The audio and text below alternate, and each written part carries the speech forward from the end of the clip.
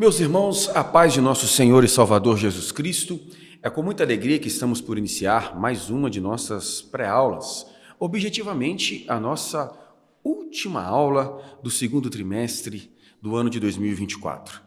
É com muito prazer que nós percorremos essa caminhada de 3 meses e nós queremos louvar a Deus por essa parceria.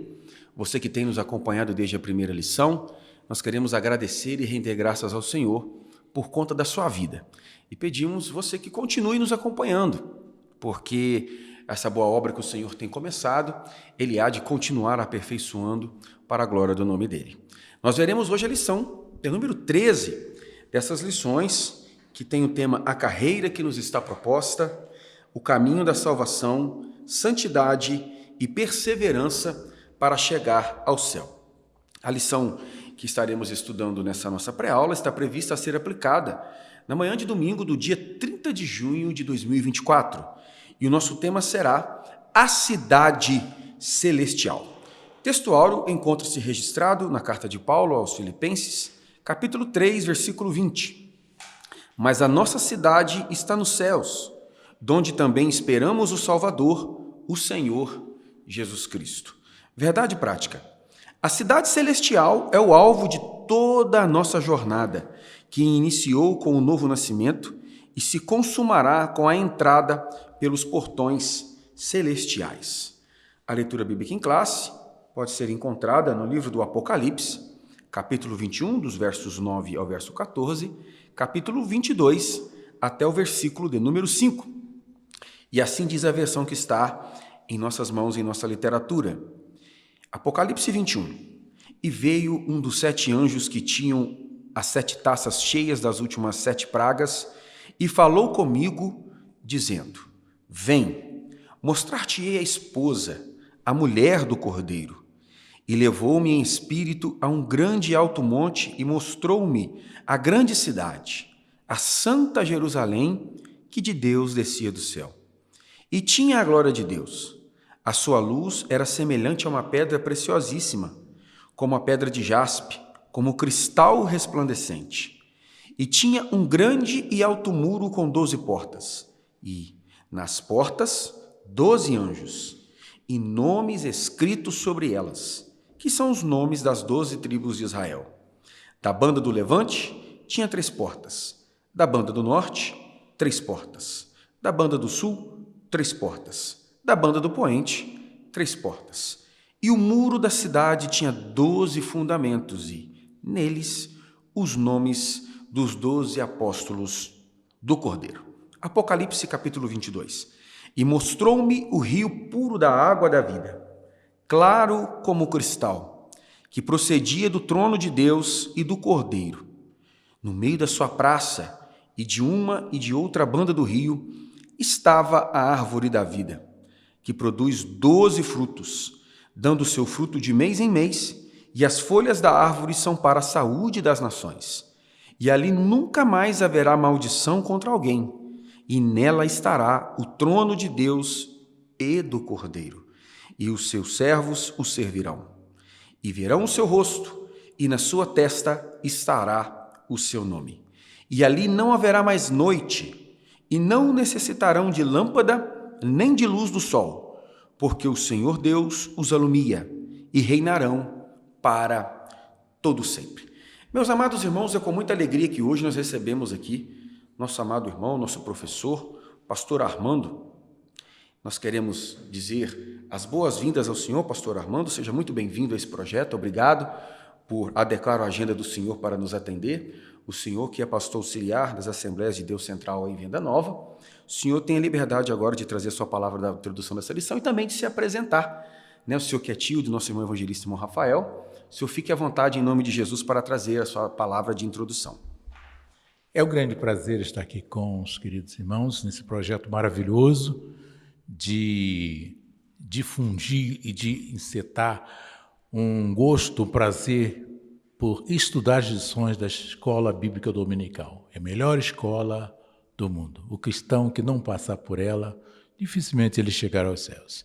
Então, essa lição vai mostrar uma coisa maravilhosa, já que na lição anterior, 11, ouvimos o assunto do inferno, nada mais bem salutar do que agora temperar com um gosto bem melhor, né? A morada no céu. É a posição, um fechamento muito bonito que o comentarista havia colocado.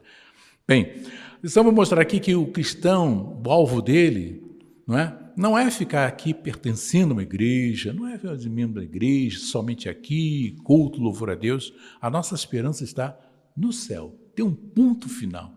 Tem um objetivo que todo cristão anela, está no coração, e Deus colocou, como o Eclesiastes fala, né?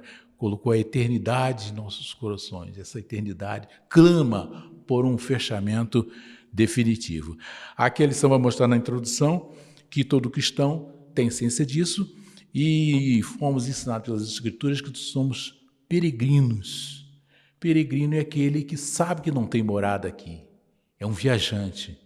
Ele está por aqui por passagem, ele está esperando. E todo cristão anela um dia poder chegar na presença do Senhor nos céus, né? Aquele que tanto nos amou, nós estaremos com ele, que é a nossa grande esperança.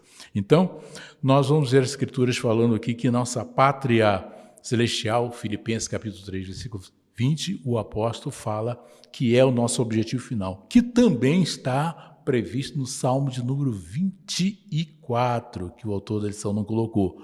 Mas do versículo 7 a 10 vai falar: levantai, ó portas eternas, as vossas cabeças, e entrará o Rei da Glória. Quem é esse Rei da Glória?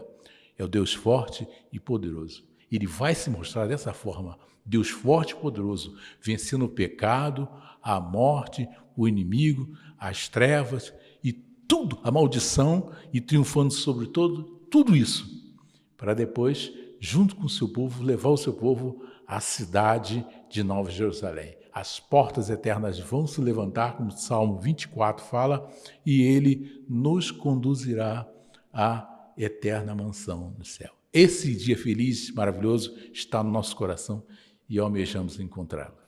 Evangelista irmão Rafael, sua palavra, sua nota introdutória dessa nossa lição maravilhosa. Meus irmãos, a paz do Senhor Jesus. Na introdução dessa lição, gostaria de lembrar que a Bíblia fala de dois nascimentos, o primeiro para viver na terra, o último para morar no céu.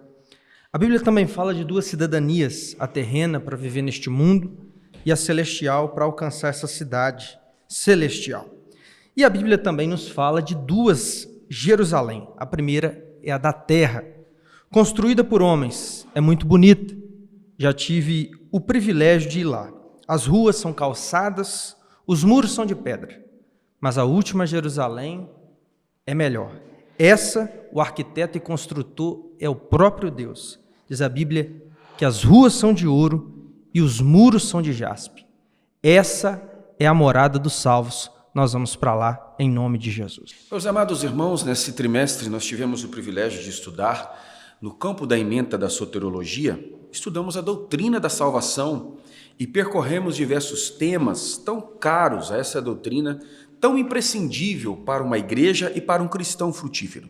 Passando desde o início da caminhada, passando por questões práticas e devocionais no que tange as escolhas, as armas espirituais, falando entre a escolha entre porta estreita, porta larga, nós falamos a respeito da tentação, consciência de santidade.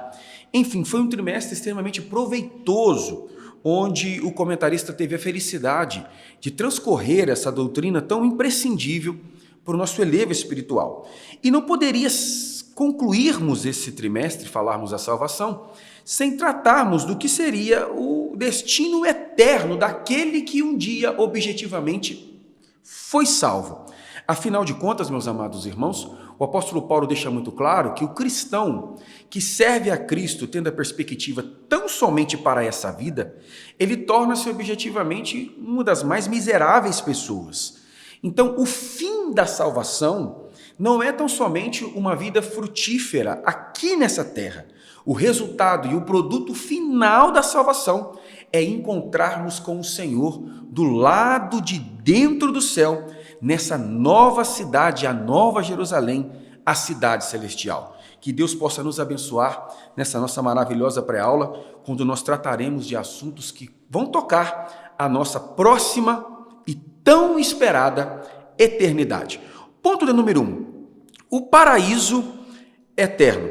Pastor Armando, o comentarista vai trazer aqui uma distinção dos estágios da nossa vida após a morte com Cristo. E primeiro ele vai distinguir o que é paraíso, reverendo? Bem, paraíso, primeiro, é uma palavra de origem persa. Ela não consta no vocabulário hebraico antigo, né, nem na cultura israelita antiga. Ela veio após o cativeiro com que os israelitas tiveram contato com o Império Medo-Persa. E essa palavra é tão apropriada para as doutrinas e esperanças do Novo Testamento que Jesus citou essa palavra, né? Ele havia dito para aquele homem que estava ao lado da cruz, pedindo ele que lembrasse dele quando entrasse no reino.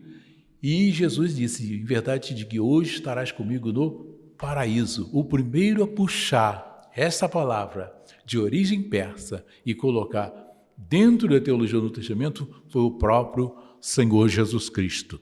Não é?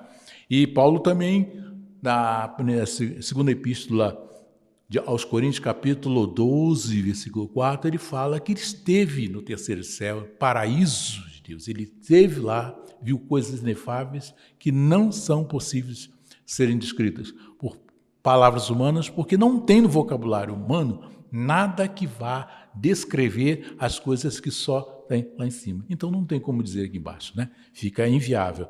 E Apocalipse capítulo 2, versículo 7, uma das promessas da igreja que o Senhor deixou de Éfeso, disse, né? Aquele que vencer, que ele daria de comer da árvore da vida que está no meio do paraíso de Deus. Então paraíso é uma palavra que vai expressar somente esse lugar aprazível que nós, especificamente hoje, estamos estudando como a cidade celestial de Nova Jerusalém. Evangelista irmão Rafael, o que é o paraíso? Aqui eu quero frisar que no final desse ponto, o comentarista cita para nós Apocalipse 2,7, que o pastor Armando já referiu, a promessa de Jesus, ao que vencer, eu darei de comer da árvore da vida que está no meio do paraíso de Deus. Uma promessa condicional, não é para todos, é só para aqueles que vencerem. É interessante essa ideia de que no céu haverá alimento para nós. Nós vamos nos alimentar, logicamente, que não é como o alimento da terra, é coisa do céu. Mas essa ideia aparece em toda a Bíblia Sagrada. Em 2,17 de Apocalipse, ele disse, o que vencer, eu darei de comer do maná escondido.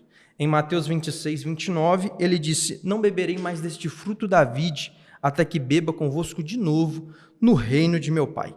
Lucas 14, verso 15, está escrito que bem-aventurado aquele que come pão no reino de Deus. E por fim, Mateus 8,11, Jesus disse que muitos virão do ocidente e do oriente e se assentarão à mesa com Abraão, Isaque e Jacó no reino do céu.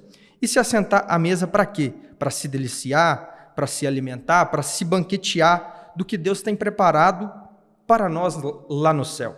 Isso é interessante porque alimento para nós aqui nessa terra é necessidade humana. A gente se alimenta para sobreviver. Então, o alimento é uma necessidade. Então, quando a Bíblia diz que no céu haverá alimento para nós, a Bíblia está dizendo que no céu todas as nossas necessidades vão ser supridas. No céu nós vamos ser completos, plenos, no céu não vai faltar nada. No céu vai se cumprir na íntegra o Salmo 23. O Senhor é o meu pastor e nada me faltará. Meus amados irmãos, como bem disse nas notas introdutórias, o trimestre vagou nos meandros da doutrina da salvação, que de maneira indireta, ou por que também não dizer direta, toca na doutrina das últimas coisas. E me parece que, do ponto de vista pedagógico, o comentarista propõe-se a distinguir o paraíso daquilo que será a nova Jerusalém. Quando ele apresenta o texto de Lucas, em verdade eu te digo que hoje estarás comigo no paraíso, Lucas 23, 43, ele está falando para o ladrão que estava com ele ao lado na cruz, para o destino da alma dele naquele momento após ele aspirar o seu último fôlego de vida. E quando você pega um livro de teologia sistemática, e aqui nós indicamos a teologia sistemática de Stanley Horton, ou de Charles Finney, ou indicamos a teologia sistemática brasileira, que é construída somente por autores brasileiros, é muito comum os autores abordarem primeiro algo que se chama de estado intermediário ou mundo dos mortos. Nós podemos conceber que, à luz do pentecostalismo clássico, entende-se que o mundo dos mortos, à luz de São Lucas 16, era separado por um grande abismo na perspectiva do Antigo Testamento. Quando Jesus Cristo morre e ressuscita, Paulo vai escrever aos Efésios dizendo que ele leva cativo exatamente esse cativeiro. E ele transporta as almas desses salvos do Antigo Testamento, que estavam antes num lugar chamado Seio de Abraão, e os transporta para um lugar chamado paraíso. Então o paraíso nada mais é do que o estado intermediário onde as almas dos crentes salvos estão conscientes a aguardar o soar da última trombeta. Ou o terceiro céu, que o apóstolo Paulo vai dizer que conhecia um homem, referindo-se objetivamente ou indiretamente a ele. É o que está em 2 Coríntios, capítulo 12, a partir do versículo de número 2. Certo é que o paraíso é o início da eternidade, o lugar onde os salvos começarão a desfrutar as promessas de Deus para aqueles que verdadeiramente morreram em Cristo Jesus. Ponto 2, pastor Armando. O que é então a cidade eterna? Nós definimos o que é o paraíso. O que seria então a cidade eterna? Cidade eterna já é uma forma mais definitiva, mais concreta, de mostrar o destino final de todo o povo de Deus, que vai se reunir com Deus para uma morada eterna. Já não se trata mais aquela conotação provisória que tinha antes o paraíso. Aí, não é que a cidade eterna não seja paraíso, é até mais do que isso. Mas pelo menos ela vai ampliar e vai ser uma coisa fantástica, porque é a cidade mais linda, mais linda. Olha, meus queridos, para se ter uma ideia dessa cidade, quando se fala que ela tem 12 mil estádios, se multiplicar por um estádio de 185 metros, vai dar 2.200 e tantos quilômetros. Se multiplicarmos esses 2.200 e tantos quilômetros por 2.200 quilômetros para saber a área quadrada, nós vamos ter 5.720 e poucos mil quilômetros quadrados. Ou seja, a área dessa cidade, ela equivale a aproximadamente perto de uns 70% do território brasileiro. Eu pergunto, existe essa cidade hoje ou qualquer tempo na face da terra?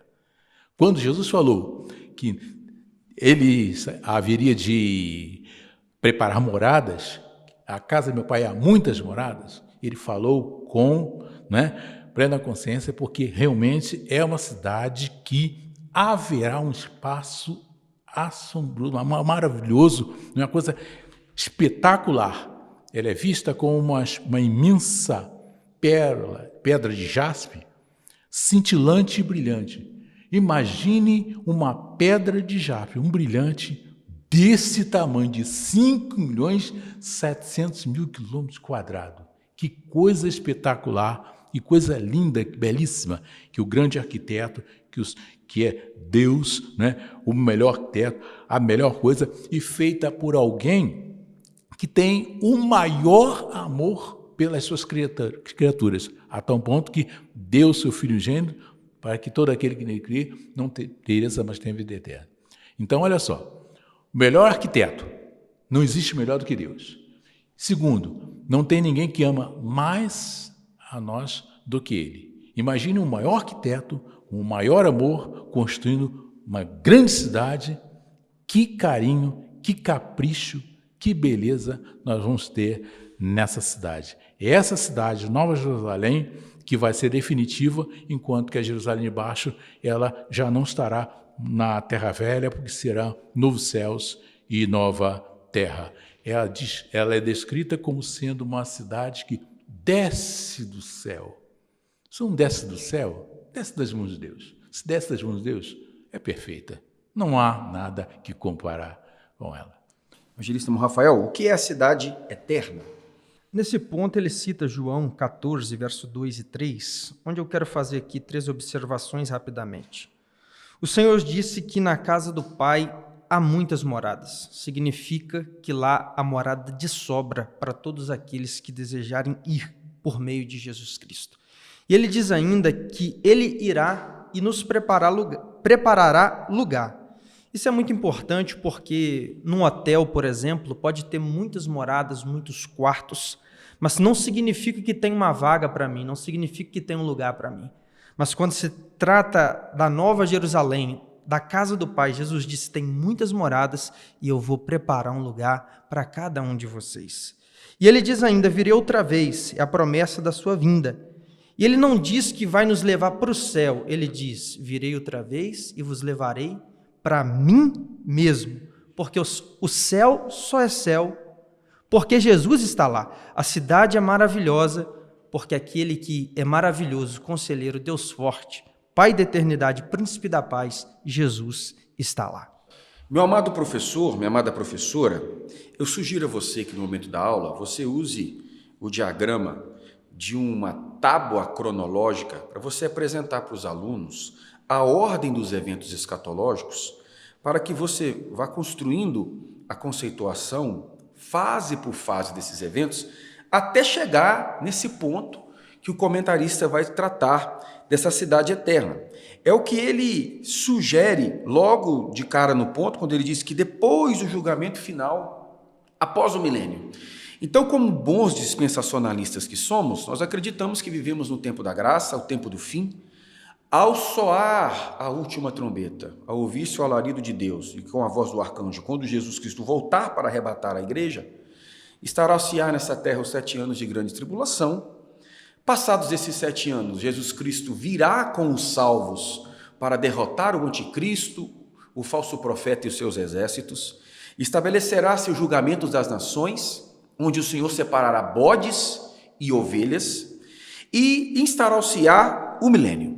Terminados os 1000 anos literais, que nós somos milenistas clássicos, terminados esses 1000 anos, havendo então a última rebelião, a palavra de Deus nos diz que João vê um grande trono branco e da presença daquele que estava sentado no grande trono branco fugiram-se céus e terra. E é passado exatamente esse momento que João então introduz o capítulo que nós lemos aqui na leitura bíblica em classe, Apocalipse 21 e Apocalipse 22, quando ele vê essa cidade descendo do céu, essa nova Jerusalém, tendo como referência a Jerusalém terrena, como bem mencionada pelo evangelista irmão Rafael. Então nós vemos que até mesmo dentro da doutrina cristã, a igreja não perde as perspectivas do simbolismo tão caro do Antigo Testamento. E é exatamente nessa nova Jerusalém, onde os salvos desfrutarão de intimidade plena e perfeita com o Senhor que os salvou e os purificou de todo o pecado. Pastor irmão Armando, quando a eternidade começará? Bom, antes dela, o comentarista coloca propriamente, com boa propriedade, que primeiramente virá à frente a grande tribulação, a última semana de Daniel, 7 anos de tribulação, e terminando esses 7 anos de tribulação, Jesus vai vir, na segunda fase da sua vinda, para seu povo, e aí, quando ele vier, vai acontecer aquilo que ele havia dito à igreja de Filadélfia, que ele tem as chaves de Davi. Ele fecha, ninguém abre. Ele abre e ninguém fecha. Podemos observar que o reinado de Davi está trancado, não tem rei. Tem primeiro-ministro, mas não tem rei. Ele vai vir, vai abrir novamente e vai voltar a ter o rei, o descendente de Davi. Vai governar 1000 anos e depois 1000 anos, aí sim que o Senhor vai fazer com que tudo seja refeito. Ele vai chegar ao grande trono branco, julgar todos, e aí virá o novo céu e a nova terra. A nova terra não terá oceanos como tem agora, é tipo Marte, que hoje também não tem mar, e aí sim a nova Jerusalém descerá do céu e estará sobre a nova terra. Evangelista irmão Rafael, quando se dará esse estágio, esse início de estado de coisas eternas? No final desse ponto, o comentarista nos diz: aguardamos piedosamente o reino eterno, o novo céu, a nova terra e a nova Jerusalém. Aqui eu gostaria de lembrar que no estado eterno tudo será novo. O dono do céu vai dizer em Apocalipse 21, verso 5, eis que eu faço novas todas as coisas. No céu não tem coisa velha. No céu tudo tem cheiro de novo, é 0 quilômetro, 0 bala. Essas coisas que dá em gente idosa, no céu não tem isso. No céu não tem artrite, no céu não tem artrose, no céu não tem osteoporose, no céu não tem problema de junta, não tem problema de coluna. Tem cadeira de roda? Não tem cadeira de roda. Bengala. Glória a Deus, não tem bengala. Tudo é novo, é um novo nome, é um novo cântico na nossa boca. É a consumação da nova aliança, é uma nova criação, é um novo céu, é uma nova terra, é a nova Jerusalém, onde nós vamos estar, não passar, porque nunca mais vai passar, mas nós vamos estar toda a eternidade. Em Apocalipse capítulo 21, versículo 4, falando desse estágio de início de gozo de coisas eternas, o João é muito feliz quando ele recebe a revelação e diz: e Deus limpará de seus olhos toda a lágrima, e não haverá mais morte, nem pranto, nem clamor, nem dor, porque já as primeiras coisas são passadas. Amados irmãos, quando formos chamados por Cristo no arrebatamento da igreja, e nós encontrarmos com o Senhor nos ares, passados os 7 anos aqui na terra, e naquilo que no céu se chamará de bodas do Cordeiro, quando o Senhor vir com a sua igreja derrotar o anticristo, estabelecer o reino milenal, porque com todas as vênias, a teologia reformada e aos nossos irmãos históricos, nós somos milenistas e nós acreditamos na literalidade do milênio, então, portanto, nós afirmamos categoricamente que nós não estamos vivendo o milênio e que o diabo não está amarrado. Isso é algo que irá acontecer pela perspectiva clássica pentecostal. Quando o Senhor estabelecer essa nova Jerusalém que descerá do céu, não haverá mais sofrimento, não haverá mais dor. E a igreja de Cristo, então, gozará com ele de eternidade a eternidade nessa cidade maravilhosa chamada de a noiva do Cordeiro. Que o Senhor possa encher os nossos corações dessa expectativa de conhecer essa cidade. Aqui eu me lembro do hino do saudoso Valdomiro Silva, onde ele falava que nós somos o povo mais feliz da terra, porque alguns aqui hoje andam em uma rua que nem é calçada, mora numa rua que em sua casa a rua não é calçada, mas quando ele avançar a eternidade, ele morará numa cidade em que as ruas são de ouro e de cristal. Ponto de número 2, meus amados irmãos, participe de nossa aula, deixe a sua pergunta, diga de onde você está nos assistindo, será um prazer a sua interação conosco em nome de Jesus. Ponto 2, o eterno e perfeito estado. Reverendo Pastor Armando, o estado perfeito à luz da doutrina bíblica. Bom, o estado perfeito, estado eterno. Em Eclesiastes capítulo 12, versículo 5, há um fragmento no versículo que é muito interessante. Está escrito assim: e o homem se vai para a sua eterna casa. Isso é uma coisa interessante. A eternidade está aí à frente. Na lição número 11, lago de fogo para os perdidos, mas para os salvos, Nova Jerusalém será esse estado eterno. A luz da doutrina bíblica mostra novos céus e nova terra, em que haverá uma conciliação de céus e terra. Ora, nesse momento, por ora, está em inimizade, mas ela será tirada e só vai acontecer essa conciliação quando todos os inimigos do Senhor forem vencidos, todos eles foram colocados debaixo dos pés do Todo-Poderoso e, como diz Paulo, Deus sendo tudo em todos, onde prevalecerá a vontade do Senhor sobre tudo. E aí então se dará o estado eterno, que nós vamos ver ainda detalhes mais adiante com o subtópico 2.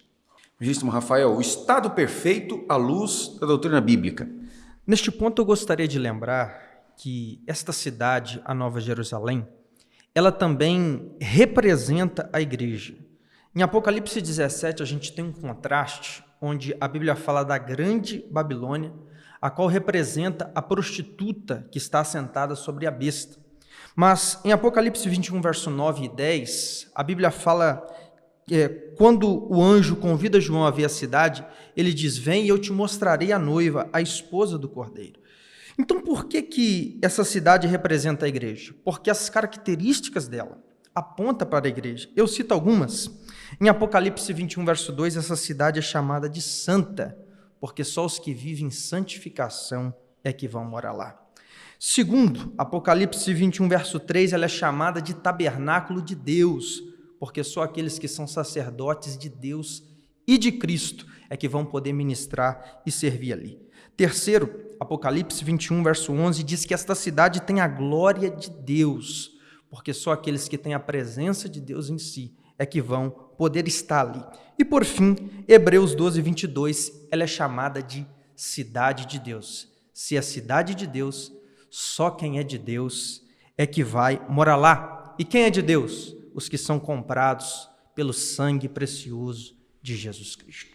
O apóstolo Paulo, quando ele trata do arrebatamento da igreja, no versículo 53 do capítulo 15, ele vai dizer: porque convém que isto que é corruptível se revista da incorruptibilidade, e que isto que é mortal se revista da imortalidade. Paulo está se referindo objetivamente a esse estado perfeito de coisas. É comum nas mais diversas religiões esse objetivo de os religiosos alcançarem esse estado de perfeição. E nós podemos encontrar isso em comum em vários tipos de religião. E quando nós estudamos a santidade, nós podemos perceber a santidade em diversos aspectos, porque a santidade do ponto de vista posicional e do ponto de vista progressivo, nós experimentamos aqui, nessa nossa vida, nessa terra. Mas a santidade plena, onde nós viveremos em um estado de perfeição plena, sem pecado, em perfeita harmonia entre céu e terra, terra e céu, só será objetivamente alcançado nesse tempo, após o arrebatamento da igreja, quando a igreja for introduzida nessa dimensão de eternidade. Então, meu querido e meu amado irmão, as lutas e até mesmo às vezes os pecados que acidentalmente nós experimentamos nessa nossa jornada de fé, após o arrebatamento da igreja, e quando nós conhecermos o céu do lado de dentro, nós jamais viveremos nenhum tipo de tristeza, nenhum tipo de pecado, porque toda corrupção, toda mortalidade se revestirá objetivamente pelo ato transformador e milagroso do arrebatamento da igreja, transformando-se em incorruptibilidade e em imortalidade. Ponto 2. O estado perfeito à luz de Apocalipse 22, 1 a 5, pastor Armando. Bom, nesse estado perfeito, nós vamos ver que toda a imperfeição, tudo aquilo que foi contrário à vontade de Deus, o pecado que entrou contra a vontade de Deus, né? A morte, a maldição e toda a criação gemendo, tudo são coisas provisórias, vão ter que ter um fim. E o Senhor vai estabelecer, então, um ponto em que todas as coisas vão se acertar e vão ficar exatamente do jeito que Deus queria que sempre tivesse, se houvesse obediência do primeiro casal lá no Jardim do Éden. Mas esse estado perfeito é a grande bênção, é a nossa grande esperança, e o Senhor não vai deixar com que tudo esteja escangalhado dessa maneira. Deus colocou Jesus Cristo, a verdadeira assistência técnica do céu, que vai acabar com todas as imperfeições aqui e vão colocar tudo no seu devido lugar, tudo perfeitamente funcionando, quando chegar esse ponto do perfeito estado, aquele que nós vamos entrar nele e nunca mais vamos sair. É o chamado dia da eternidade, que ele começa raiando e nunca mais termina. Evangelista irmão Rafael, o estado perfeito à luz de Apocalipse 22, 1 a 5. Na letra A deste ponto, ele fala de Apocalipse 22, verso 1, que fala do rio da vida que procede do trono. E no versículo 17 do mesmo capítulo, Jesus diz: quem tem sede, venha e beba de graça da água da vida. Na letra B, ele fala da árvore da vida. A Bíblia está dizendo que nós teremos acesso àquilo que Adão perdeu por causa do pecado. Na letra C, ele fala e nos lembra Apocalipse 22, verso 3, que diz que ali na cidade não haverá maldição. Logicamente, é um contraste com Gênesis 3,17, porque quando Adão pecou, Deus disse: maldita é a terra por causa de ti. Mas ali, na Nova Jerusalém, a maldição nunca mais vai entrar. E por fim, a letra D nos lembra de Apocalipse 22, verso 4, que nos promete que nós veremos o rosto de Deus. Que privilégio! Mas há uma condição, e a condição está em Mateus 5, verso 8. Bem-aventurados os limpos de coração, porque eles verão a Deus. Se você quer ver a Deus, o coração tem que estar limpo da inveja, tem que estar limpo da mágoa, tem que estar limpo da mentira, tem que estar limpo do adultério. Somente os limpos de coração é que vão ter o privilégio de um dia ver a Deus. Meus amados irmãos, o comentarista apresenta-nos agora algo interessante nos versículos de 1 a 5 do capítulo número 22 do Apocalipse. Vejam que esse fragmento de texto, essa perícope, é objeto da nossa leitura bíblica em classe. Então, algumas coisas são destacadas nesse fragmento de texto. Nós vemos que João vê ali um rio, ele é categórico a dizer que ele mostrou-me um rio, ele vê ali uma árvore, ele diz que no meio da praça, há uma árvore, estava a árvore da vida, e ele vê também a ausência de males, e ele vê objetivamente a presença de Deus. Eu gosto dessa interpretação que traz uma aplicação em todos os elementos contidos na descritiva bíblica, mas eu gosto muito de crer na descrição objetiva do que o texto diz. Então, nós não queremos desconstruir a ideia que, de fato, essa cidade possui esses elementos, que nós desfrutaremos e nós veremos essa cidade dessa forma. Mas o comentarista apresenta que cada parte, que cada elemento apresentado por João, ele tem um simbolismo muito objetivo, Já trago aqui pelo evangelista irmão Rafael de forma brilhante, apresentando de forma categórica o que significa cada ponto desse, relacionando-se à vida e aos prazeres que nós desfrutaremos naquele local. O rio da vida, estaremos para sempre com o Senhor, ele disse: eu sou a água da vida. Nós estaremos lá junto à árvore da vida, que a palavra de Deus vai apresentar, que ela gera 12 frutos, um fruto a cada mês, as suas folhas simbolizam a vida, trazendo cura para todas as nações, a vida eterna sem males, porque não haverá pecado, portanto não teremos condenação nenhuma consequência do pecado, e por fim se cumprirá a promessa de estarmos frente a frente com o Senhor, contemplando realmente a sua face. Isso é maravilhoso, irmão. Isso alegra o nosso coração e enche o nosso espírito de júbilo, clamando o Maranata, a hora vem, Senhor Jesus, que os dias se aproximem e que nós venhamos objetivamente desfrutar dessa glória eterna em o nome de Jesus. Ponto 3. O estado final de todos os santos. Aí tem a pergunta, reverendo pastor Armando: o que todo crente salvo deve esperar? Bom, vindo da parte de Deus, pelas promessas de Deus, o Deus é verdadeiro e Ele só tem aquilo que é de bom, que Deus é bom. Então, só há bondade em Deus. Imagine a pessoa de maior bondade que existe, que é Deus, querendo externar a sua bondade às suas criaturas que Ele amou, que resgatou. Então, o que nós teremos aqui é exatamente esse estado final que todo crente espera, já está no coração de Deus e que vai acabar chegando também aos nossos. Então, agora, num momento, somos dirigidos pelo Espírito Santo de Deus a não ficar fazendo desse mundo, fazendo desse lugar aqui, o lugar que será o nosso futuro. Nosso futuro não está aqui. O livro de Miqueias, capítulo 2, versículo 10, está escrito lá: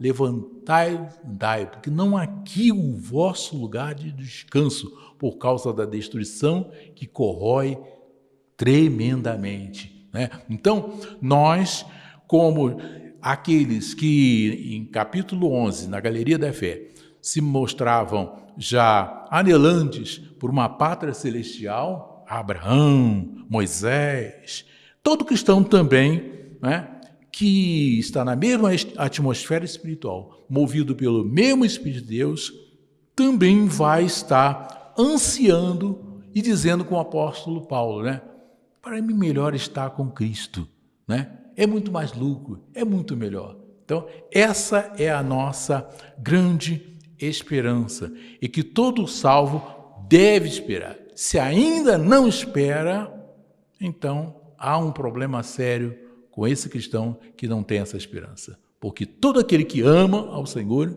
terá um imenso prazer estar na eternidade com Ele. Essa é a nossa esperança. O que todo crente, o que todo salvo deve esperar, evangelista Rafael? Neste ponto, nós somos lembrados que nós somos peregrinos e forasteiros em terra estranha. Nós somos como José. Estamos no Egito, mas não somos do Egito, somos de Canaã. Somos como Daniel, estamos na Babilônia, mas não somos da Babilônia, somos de Jerusalém. Essa é a ideia que Paulo traz em 2 Coríntios 5, verso 20, quando ele diz que nós somos embaixadores da parte de Deus e de Cristo. O embaixador, nós sabemos, é um representante do seu país em uma terra estranha. E assim a igreja. Ela representa Deus neste mundo, ela reflete a glória de Cristo neste mundo, mas a igreja não é desse mundo. Aqui eu trago as palavras do reverendo Billy Graham, que certa vez entrevistado por ser uma pessoa conhecida mundialmente, a começar pelos Estados Unidos, o repórter perguntou: "Sr. Billy Graham, por que o senhor não se candidata a presidente dos Estados Unidos? O senhor tem grande chance de ganhar." E Billy Graham vira para o repórter e diz: "Eu não posso me rebaixar, porque eu já sou embaixador de Jesus Cristo aqui nessa terra." Então, respondendo à pergunta desse ponto, o que todo crente salvo deve esperar? Deve esperar Cristo, que virá nos buscar para morar nessa cidade celestial. Meu amado, o nosso coração precisa se encher de expectativa. E alguém pode pensar assim: o que me espera do lado de dentro do céu? João teve o privilégio de receber a revelação e de nos repassar em seus escritos e nos trazer a ideia das delícias e prazeres e belezas que nós veremos e desfrutaremos. Mas todas essas belezas, delícias e belezas que nós desfrutaremos na eternidade não se comparam ao fato de nós estarmos face a face com o nosso Senhor. O céu não é o melhor lugar de se estar, ou a cidade eterna não é o melhor para se estar, por conta da sua geografia e da sua descrição. É o melhor lugar para se estar porque é o lugar onde Deus está e nós vamos estar com Ele face a face. E o inferno não é o pior lugar para se estar só por causa do fogo das prisões. É o pior lugar para se estar porque é o lugar onde Deus objetivamente não está. Então, o que o crente deve esperar é que João escreve, que nós veremos como Ele é e seremos semelhante a Ele. É isso que nós temos que esperar. É o que o João escreve, capítulo 21, versículo 3. "E ouvi uma grande voz do céu que dizia: Eis aqui o tabernáculo de Deus com os homens, pois com eles habitará, e eles serão o seu povo, e o mesmo Deus estará com eles, e será o seu Deus." É nesse momento profético que nós desfrutaremos de uma comunhão e de uma presença de Deus jamais vivida, jamais experimentada. Veja o que está escrito em Apocalipse 21, 22, quando ele diz: João, de muitas coisas que ele viu lá, ele constatou: eu não vi na cidade templo, porque o seu templo é o Senhor Deus Todo-Poderoso e o Cordeiro de Deus. Então nós estaremos nele, nós estaremos com ele, nós seremos semelhantes a ele. E isso não durará um ano, uma hora, um mês, uma década, um século. Isso durará de eternidade em eternidade, de glória em glória. Louvado para sempre seja o nome do Senhor. Ponto 2, pastor Armando, viveremos todos em unidade. Em unidade. Que coisa linda, maravilhosa. Aqui na Terra nós somos seres humanos muito imperfeitos. O nosso relacionamento, a nossa relação com as pessoas são muito calcadas assim em laços de parentesco, consanguíneos, né? Amamos mais os que são consanguíneos e menos os que são estranhos, né? Que são fora da família. Mas quando chegarmos no céu, será uma comunhão tão fantástica que não haverá esse negócio de cada um amar o outro, mais por laço parentesco, que todos amarão mutuamente uns aos outros, igualmente com o perfeito amor de Deus. Vai ser uma coisa tremenda, vai ser uma coisa tão linda o amor do céu, porque vai ser assim como uma compreensão celestial.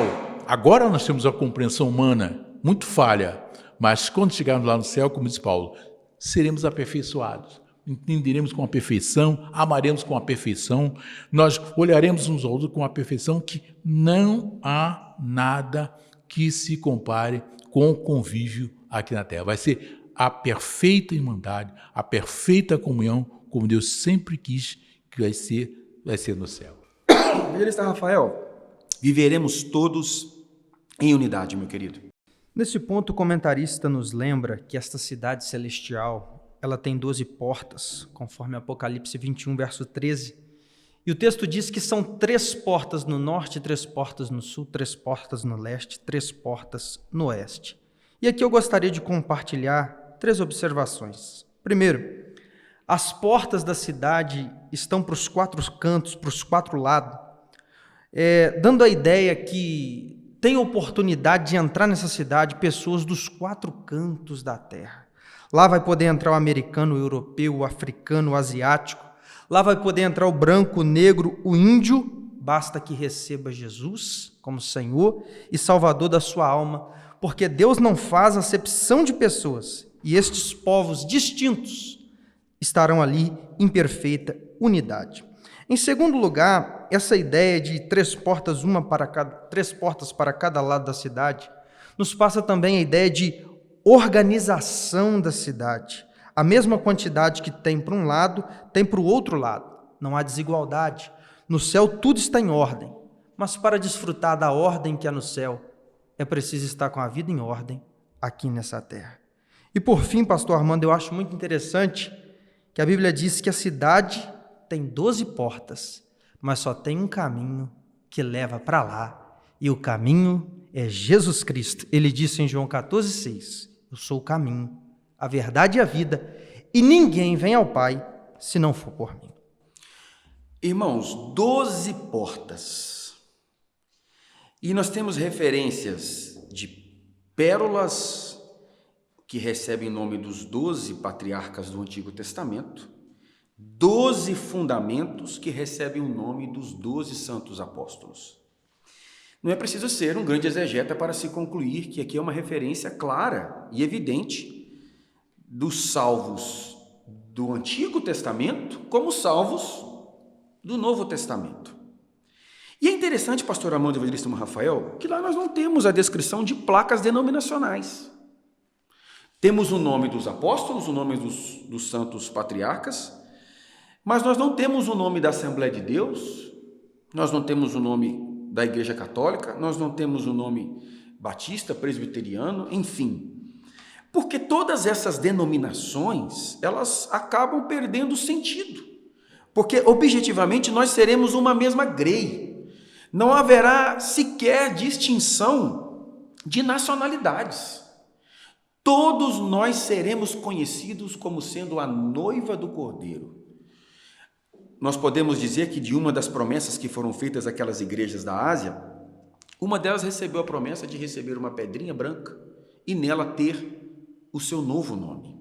É uma espécie de identidade. Se nós olharmos para os critérios políticos que hoje nos regem, o que faz uma pessoa tornar-se cidadão de uma nação? À luz da Constituição brasileira, você é cidadão brasileiro nato se você for filho de brasileiro ou se você nascer no Brasil. São os critérios objetivos para ser brasileiro nato. Todavia, quando nós alcançarmos o status de desfrutarmos o fato de sermos cidadãos dessa cidade, não terá nessa pedrinha branca a distinção do RG, da cidade, da cor da pele ou da história denominacional que estivemos aqui nessa terra. Porque todos nós seremos uma única só grei. É o que o apóstolo Paulo sugere em Gálatas 3:28. Nisto não há nem judeu, nem grego. Então, meu amado irmão, se você tem dificuldade de convivência, peça ao Espírito Santo para te ajudar a superar isso. Porque o céu é um lugar onde conviveremos sem nos distinguirmos, porque todos seremos um só em Cristo Jesus. Ponto 3, e eu achei lindo essa expressão, pastor Armando, que ele utilizou. Finalmente em casa. Pode falar, meu querido. Bem, finalmente em casa. É uma coisa linda, belíssima. Eu gostaria de ressaltar aqui que a cidade de Nova Jerusalém, ela é linda, é belíssima, é uma joia. As 12 portas, 12 pérolas. As pérolas aqui na terra são pequenininhas. Lá, a pérola é a porta toda. E tem o nome das 12 tribos de Israel. Se eu te perguntasse, meu querido irmão, e que porta que você gostaria de entrar lá? A de Judá, que é a de Jesus? A de Levi, Moisés e Arão?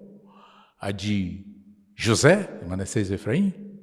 Qual porta você gostaria de entrar quando entrasse o Rei da Glória e todo o seu povo? Você quer saber a resposta correta? A resposta correta é: não importa qual seja a porta, contanto que seja qualquer uma das 12, com Jesus à frente, para morar eternamente. Olha, a beleza vai ser tão grande, que acima da beleza da cidade vai ser a beleza da presença do Senhor. Porque quando nós chegarmos lá, vamos ver Jesus glorificado e vamos entender verdadeiramente quem é Jesus. Porque não vamos ver somente Jesus. Paulo deu essa dica dessa grande beleza que nós vamos ver no céu. Paulo disse que nele, em Jesus, habita corporalmente toda a plenitude da divindade. Quer dizer que quando nós chegarmos no céu, ver aquele ser lindo, o belo absoluto, que a nossa imaginação não consegue chegar lá, o belo absoluto, é a presença dele, nós não estaremos vendo somente Jesus. Nós estaremos vendo o Pai e o Espírito Santo na pessoa de Jesus e a força da divindade inteira brotando de Jesus. Aí nós vamos entender o que ele disse, que eu e o Pai somos um. Nós estaremos para sempre com o Senhor. Ele havia realmente pedido isso em João capítulo 17. Ele disse: Pai, eu quero que um dia eu estiver, que sabemos que vai ser a cidade de Nova Jerusalém, que ele vai estar lá, né? Que é o cordeiro, que é a lâmpada. Onde eu estiver, Pai, eu quero que todos aqueles que tu me deste estejam comigo para ver aquela glória que eu tinha contigo antes da fundação do mundo. Ou seja, nós, quando contemplarmos o Senhor, vamos ver a imagem mais linda, mais bela no céu, que é a face radiosa do nosso grande Deus, da pessoa de Jesus. Rafael, que coisa maravilhosa, finalmente em casa. Aleluia. E nessa casa, eu gostaria de ler Apocalipse 21, verso 22, que diz que ali não haverá templo, porque o seu templo é o Senhor, o Deus Todo-Poderoso e o Cordeiro. Significa que na Nova Jerusalém não há um lugar específico de adoração. O texto diz que o templo é o Senhor. Toda ela, em qualquer lugar, é propício para a adoração. Se o templo é o Senhor, significa que nós vamos habitar em Deus. É diferente aqui na terra, porque aqui na terra, nós é que somos o templo. 1 Coríntios 3,16 diz que nós somos o templo de Deus e que o Espírito de Deus habita em nós. Aqui, Deus habita em nós. Lá, nós vamos habitar em Deus. Isso fala de uma comunhão plena e perfeita com o nosso Senhor. Mas para poder desfrutar do templo que é o Senhor no céu, na Nova Jerusalém, é preciso ser o templo e a morada do seu Espírito Santo aqui na terra. Deus quer morar em você aqui, para que você possa morar nele lá na glória. Irmão Rafael, uma coisa interessante, vai se cumprir ao pé da letra o que o salmista disse: e habitarei na casa do Senhor por longos anos da eternidade. Amados, no decorrer dessa lição, nós estudamos o conceito de peregrinos. O que diferencia, pastor Armando, um peregrino de um andarilho é que o andarilho anda de cidade em cidade, de estrada em estrada, sem saber o seu destino. Mas à luz de Filipenses 3,20, Paulo deixa claro o seguinte: mas a nossa cidade está nos céus, de onde também esperamos o Salvador, o Senhor Jesus Cristo. Nós estamos peregrinando, mas nós temos certo, claro, fincados em nossa mente, escritos em nosso coração, nosso destino final. Nós sabemos que nós não estamos ainda em casa. Lá será o nosso destino final, a nossa morada eterna. Então, meu amado irmão, encha-se das promessas de Deus e de tudo aquilo que nós estamos desfrutando aqui. Aquela presença maravilhosa que você sente quando você participa de um culto maravilhoso pentecostal e com línguas estranhas você adora a Deus com lágrimas nos olhos. Só que o culto acaba e às vezes nós temos aquela sensação perene, ela passa e vai. Só que quando nós estivermos lá nessa cidade, nós teremos essa sensação em todo o tempo, desfrutando da maravilhosa presença do Senhor em todo o tempo. Então, meu amado, saiba de uma coisa: você não é daqui. Você está aqui de passagem, mas o seu destino final é essa cidade maravilhosa. E aqui eu não me refiro ao Rio de Janeiro, eu me refiro à Nova Jerusalém, que desce ataviada do céu para receber a igreja do Cordeiro. Pastor Armando, deixe para nós, por gentileza, a sua palavra de conclusão nessa nossa lição, em nome de Jesus. Bem, diante de todo esse estudo maravilhoso, essa conclusão maravilhosa dessa lição, eu quero deixar para você, meu querido irmão, minha querida irmã, não é? Aqui um indicativo assim, de fomentar esse desejo do céu. Vamos pensar nesse céu, vamos almejar, vamos amar. Às vezes nossos pensamentos, nosso coração fica tão sobrecarregado de problemas terrestres e picuinhas, coisas pequenas aqui na terra, quando na verdade o nosso coração deve se encher deste grande anelo da nossa futura habitação no céu, onde teremos a eternidade abençoada pelo Senhor, sem maldição, sem mais nada, sem distanciamento, porque João falou na sua epístola, capítulo 3, versículo 2, porque assim como ele é, assim o veremos e seremos semelhantes a ele. Não há um ser mais lindo do que o nosso Senhor, e só pelo fato de nós sermos semelhantes a ele, ser semelhantes ao mais lindo, então já é um sonho, é uma maravilha, é um desejo muito digno de estar continuamente no nosso coração. Evangelista irmão Rafael, sua palavra de conclusão, meu amado. A cidade celestial, ela é aberta para todos, mas não é aberta para tudo. Apocalipse 22, verso 15 diz: quem vai ficar de fora? Ficarão de fora os cães, os falsos obreiros, ficarão de fora os feiticeiros, os que prostituem-se, os que vivem na prática da imoralidade sexual. Ficará de fora os homicidas, aqueles que tiram a vida que não podem dar, aqueles que, conforme 1 João 3,15, aborrece o seu irmão, são homicida. Ficará de fora ali o idólatra, aquele que tira a glória de Deus e dá para a imagem de escultura, qualquer que seja. E também, por fim, ficará de fora qualquer que ama e pratica mentira, porque o pai da mentira é o diabo, e os filhos do diabo não vão entrar ali. Quem vai entrar ali são os filhos de Deus. Uma palavra de alerta para nós. E ainda Apocalipse 21, verso 27 nos diz: não entrará nela coisa alguma que contamine, cometa abominação e mentira, mas só os que estão inscritos no livro da vida do Cordeiro. O livro é da vida, a árvore é da vida, o rio é da vida, ali nós teremos vida eterna. Como? A resposta está em João 3,16. Deus amou o mundo de tal maneira que deu seu Filho unigênito, para que todo aquele que nele crê, se você crê em Jesus Cristo, você terá essa vida eterna na cidade celestial. Meu amado, Apocalipse 22, versículo 20, para encerrarmos essa nossa lição. Aquele que testifica estas coisas, o Verbo vivo de Deus, Jesus Cristo, certamente cedo venho. Amém. E João diz, ora vem, Senhor Jesus. Que Deus possa abençoar a sua vida, a sua família e esteja preparado para o soar da última trombeta, porque Jesus Cristo voltará e nós nos encontraremos com Ele e estaremos com Ele de eternidade a eternidade nessa linda cidade. Que Deus te abençoe, em nome de Jesus. Muito obrigado.